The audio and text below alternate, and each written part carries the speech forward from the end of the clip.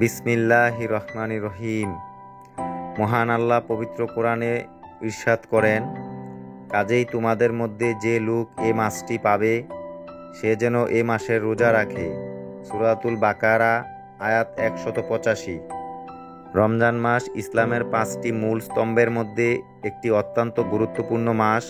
এই মাসে মুসলমানরা রোজা রাখেন, যা তাদের ইবাদত ও আত্মসংযমের প্রমাণ।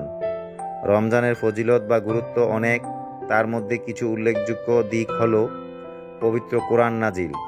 রমজান মাসে আল্লাহর পক্ষ থেকে পবিত্র কোরআন নাজিল হয়েছে, তাই এটি কোরআন শিক্ষা ও তিলাওয়াতের জন্য বিশেষ মাস। রোজার উপকারিতা: রোজা শুধু খাবার ও পানীয় থেকে বিরত থাকা নয়, বরং সব ধরনের পাপাচার ও খারাপ কাজ থেকে বিরত থাকার জন্যও। এর মাধ্যমে মানুষের আত্মসংযম ও আত্মশুদ্ধি সাধিত হয়। লাইলাতুল কদর: রমজান মাসের একটি বিশেষ রাত্রি লাইলাতুল কদর, যা হাজার মাসের চেয়েও শ্রেষ্ঠ। এই রাতে আল্লাহর রহমত, মাগফিরাত ও মুক্তির বিশেষ সুযোগ রয়েছে।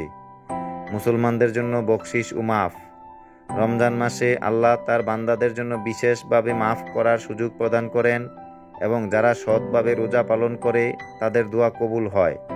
ঈদুল ফিতর: রমজান মাস শেষে ঈদুল ফিতরের উৎসব আসে, যা মুসলমানদের জন্য একটি আনন্দের দিন। এই দিনটি ত্যাগ ও আত্মসংযমের ফলস্বরূপ পুরস্কৃত হওয়ার দিন।